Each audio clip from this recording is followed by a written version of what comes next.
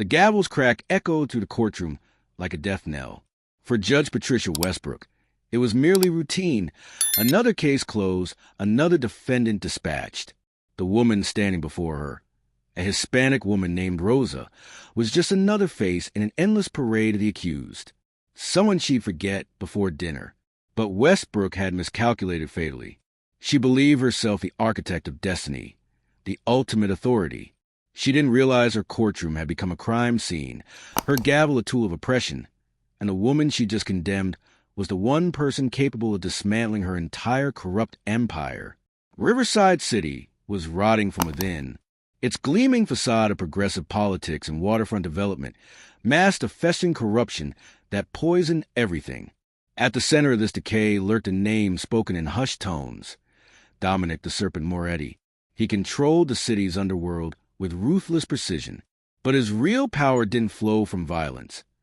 It came from legal manipulation, from the slam of a gavel in Courtroom 7A, presided over by the Honorable Judge Patricia Westbrook. For 3 years, the DEA Specialized Task Force had pursued Moretti. They possessed informants, surveillance, and mountains of circumstantial evidence. Yet every case crumbled in court. Witnesses recanted, evidence vanished on technicalities, and key operatives walked free. The leak wasn't in law enforcement. It was on the bench. It was the judge herself. Enter Detective Rebecca Stone. Officially, she was a newly appointed deputy director of the DEA's Criminal Operations Division, a woman renowned for her analytical brilliance, unwavering principles, and an intensity that made hardened criminals confess.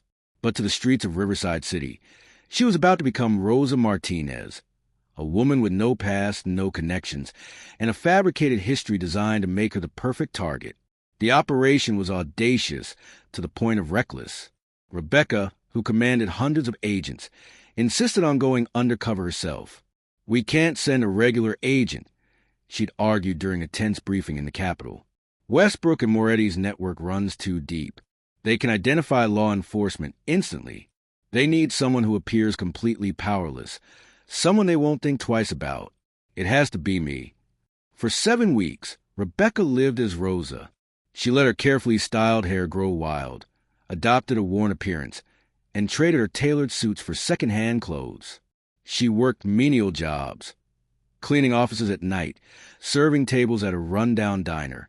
She rented a cramped apartment in the city's most forgotten neighborhood, becoming invisible, becoming nobody. She learned the neighborhood's rhythms, the language of survival.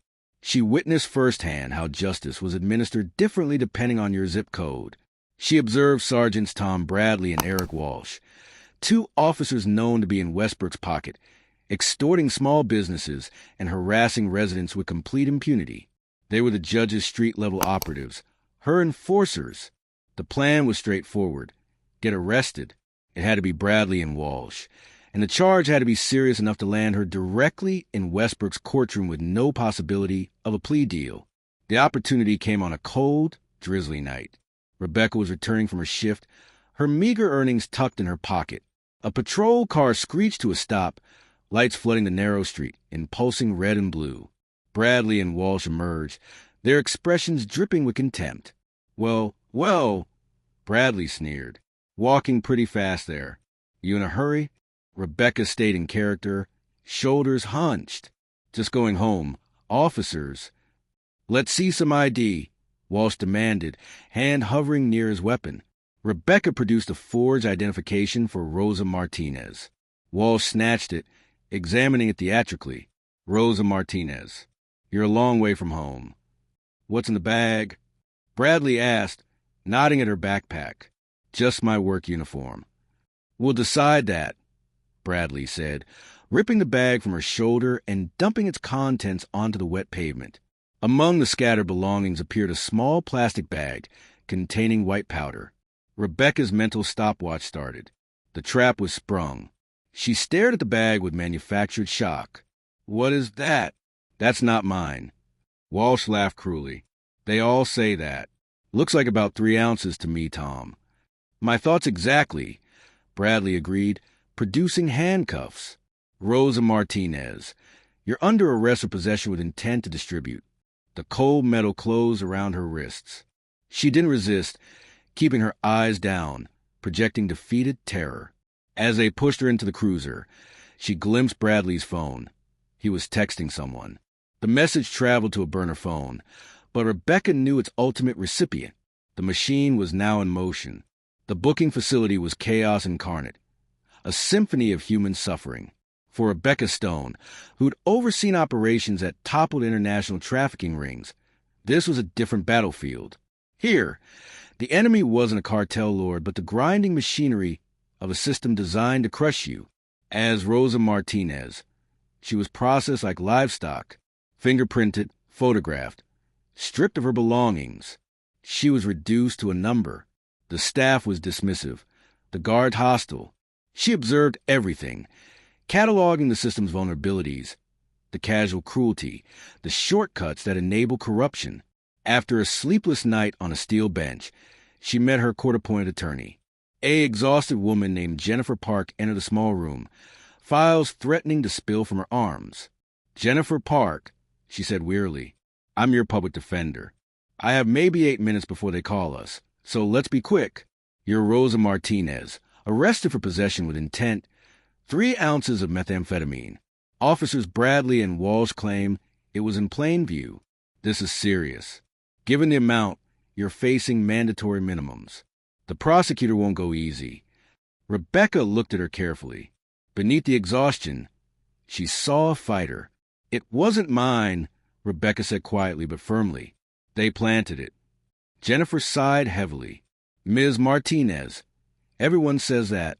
I'm handling 32 cases right now. I need more than they planted it." "They stopped me for walking," Rebecca replied evenly. "I said nothing." Something in her tone, a lack of expected panic or desperation, made Jennifer pause. She reviewed the file again, then studied her client. There was intelligence in those eyes, a composure that seemed misplaced. "Bradley and Walsh," Jennifer muttered. "They have a reputation. Their reports are always suspiciously perfect." She sighed. "Look, the bail hearing is with Judge Patricia Westbrook. She's notoriously harsh on drug cases. Don't speak unless I tell you. Just look respectful. Today we just survive. We'll strategize later." Shackled in a line with other defendants, Rebecca was led into Courtroom 7A. The wood-paneled room projected authority and justice, but the dust floating in the light and the faint smell of decay told a different story. Then she saw her. Judge Patricia Westbrook sat elevated on the bench, black robes draped over her thin frame. She had sharp features, cold, calculating eyes, and a mouth set in permanent disapproval. She radiated unchallenged authority. As Rosa Martinez's bail hearing began, Westbrook barely glanced at the file. The prosecutor recited the charges mechanically. "Ms. Martinez," Westbrook said, her voice dripping condescension as she finally looked down at Rebecca. "Possession with intent to distribute. Poisoning our community. People like you come into the city and..." She caught herself, noticing a clerk's warning glance. "This court has zero tolerance for this criminal element." Jennifer stood. "Your Honor, my client has no criminal record. She has community ties and isn't a flight risk. We request reasonable bail." Westbrook scoffed. "No record we know of. These transients are parasites. They drift in, commit crimes, and disappear. Reasonable bail?" She looked directly at Rebecca, her eyes devoid of humanity. "Bail is denied. Remand to custody pending trial." The gavel slammed down. "Next case." As bailiffs led Rebecca away, her eyes met Westbrook's briefly. Rebecca revealed nothing, her face a mask of resignation.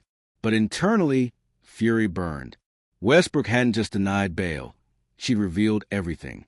The casual prejudice, the assumption of guilt, the theatrical contempt. This wasn't justice. It was theater, and Westbrook was performing. The Riverside County Detention Center became Rebecca's observation post. Stripped of rank and authority, she was invisible, underestimated, and that made her dangerous. She absorbed everything: the guards' conversations, the inmates' coded language, the power structures. Her target was the connection between the streets and the courtroom. She found it in an unexpected place: the prison library, run by an elderly inmate named Henry Pops Chun. Pops had been inside for 18 years, a lifer who'd seen everything. Rebecca started visiting the library, talking to Pops about books and life. She didn't push. She listened. One day, discussing her case casually, she mentioned Bradley and Walsh.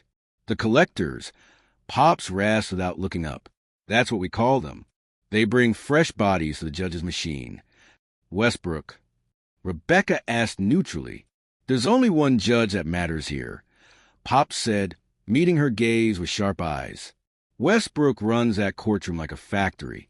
Cops bring the parts. She stamps the convictions. The product gets shipped here. Everyone profits. What does Westbrook get? Pops chuckled darkly. Power. Money.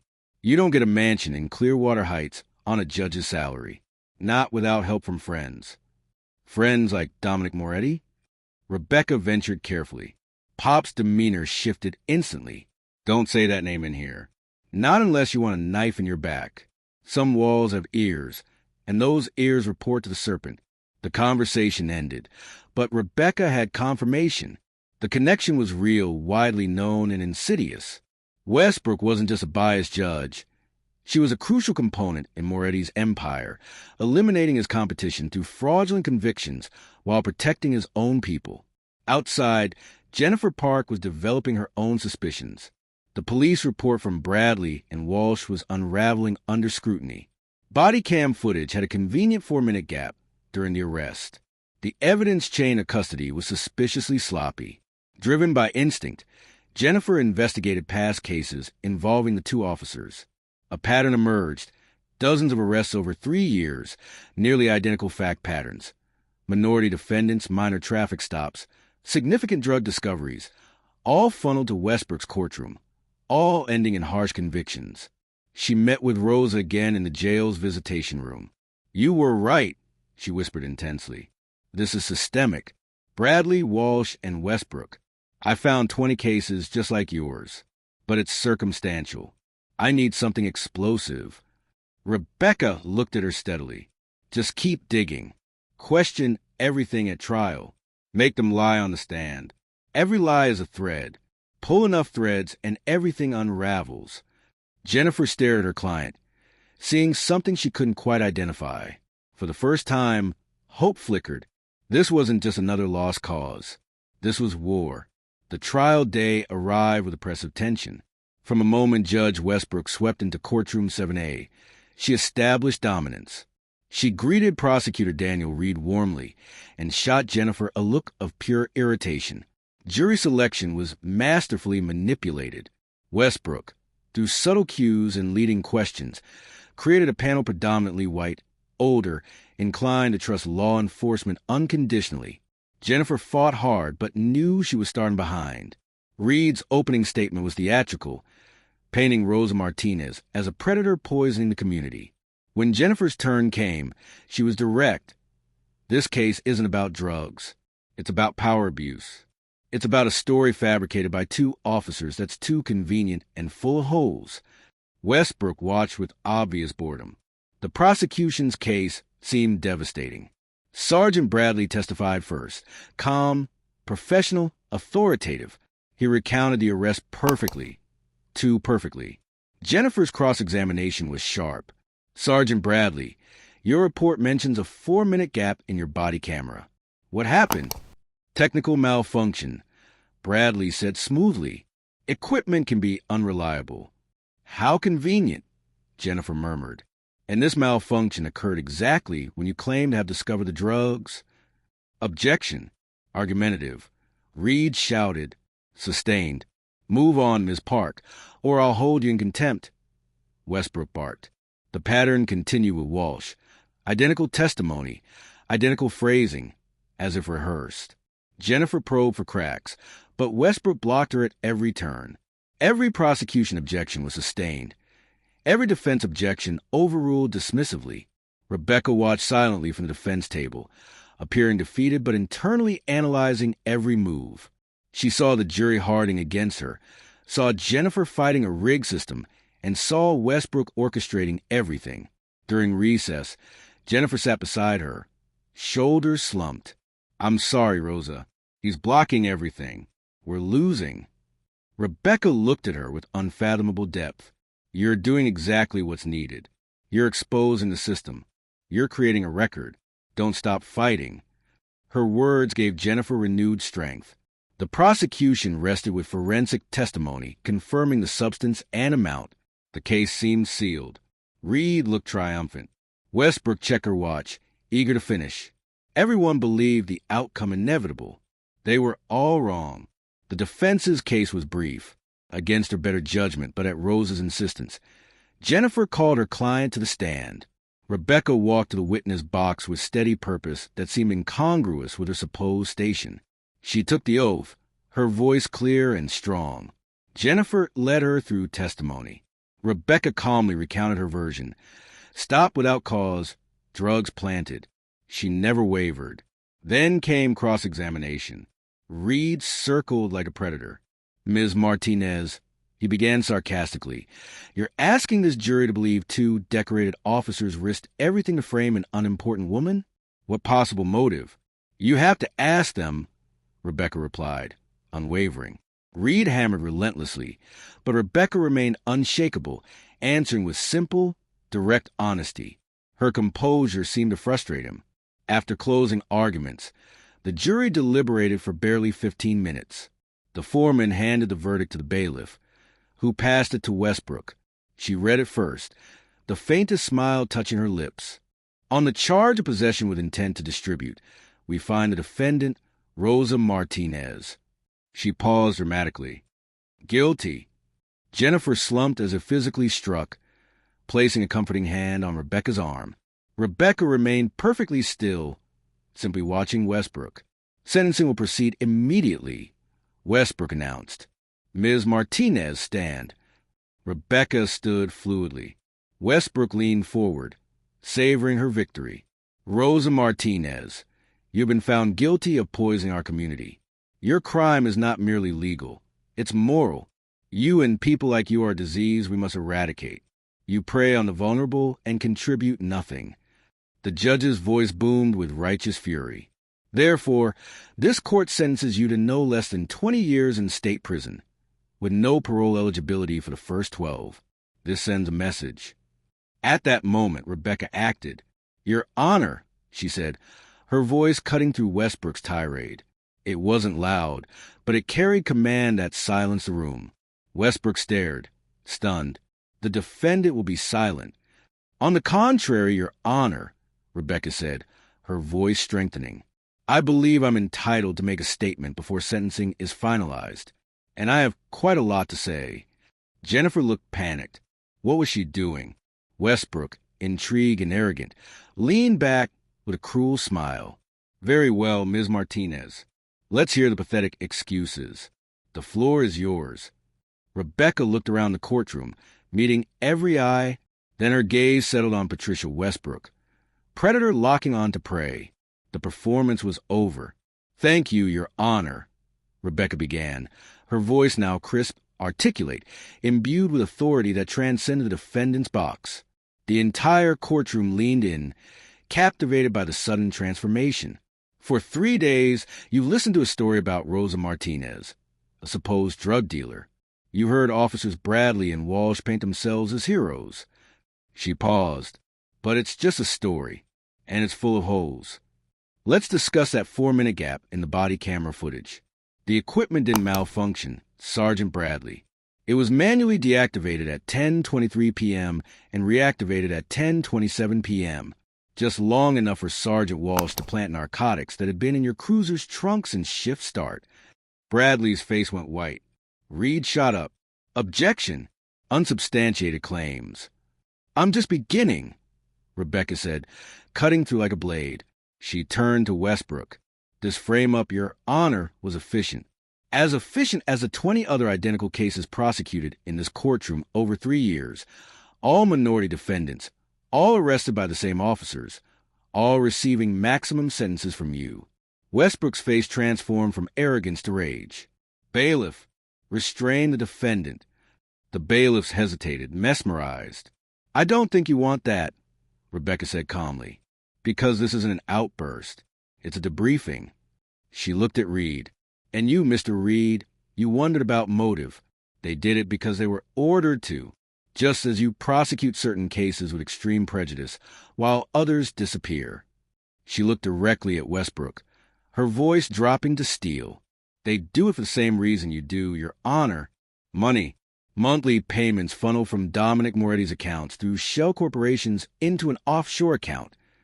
Cayman Islands, account number 892-7C-53. A collective gasp swept through. Westbrook slammed her gavel frantically. Contempt. I order you silent. No, Your Honor, Rebecca said, her voice filling the chamber. This is a federal sting operation, and you are its primary target. She reached into her jumpsuit pocket and pulled out a badge. She held it high, a DA badge. My name is not Rosa Martinez, she declared with the full force of the United States government. I am Deputy Director Rebecca Stone of the Drug Enforcement Administration. The courtroom doors burst open. A dozen agents in tactical vests emblazoned with DA flooded in. Leading them was a sharp-eyed man who looked at Rebecca. Director Stone, the perimeter is secured. Chaos erupted. Reporters scrambled. The jury sat stunned. Bradley and Walsh froze in terror as agents moved to arrest him. Reed collapsed into his chair. Rebecca had eyes only for Patricia Westbrook, who stood half-risen, ashen, her gavel fallen from trembling hands. The black robe that symbolized power now looked like a burial shroud. Patricia Westbrook, Rebecca said, cold and final. You are under arrest for racketeering, conspiracy, money laundering, and obstruction of justice. Federal agents ascended to the bench. They handcuffed the sputtering judge who, moments before, had been the most powerful person in the room. Rebecca Stone stood tall in her orange jumpsuit, a symbol of the very system the judge had corrupted. She'd walked into the lion's den disguised as prey and brought the entire structure down. The aftermath was swift and thorough. As Westbrook was led away in handcuffs from her own bench, Courtroom 7A's sanctity shattered irreparably. What was once a hall of justice stood exposed as a criminal boardroom. Bradley and Walsh offered no resistance. Their faces drained of color. They were read their rights while searching frantically for escape that didn't exist. Jennifer remained frozen, her mind reeling with confusion, shock, and dawning vindication. Every instinct about the corruption had been true and had been the subject of federal investigation.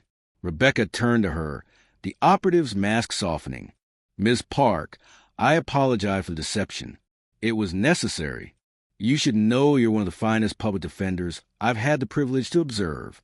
You fought for me when you had every reason not to. Jennifer could only stammer. I don't understand.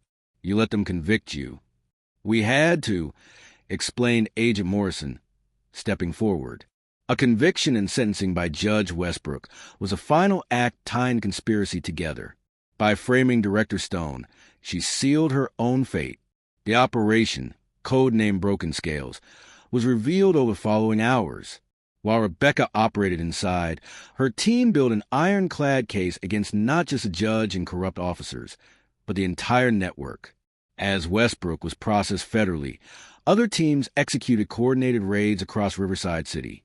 Dominic the Serpent Moretti was arrested at his estate, caught completely off guard. His lieutenants, corrupt city officials, and other compromised officers were rounded up simultaneously. For Rebecca, the work continued. After shedding Rosa Martinez's identity, she oversaw interrogations.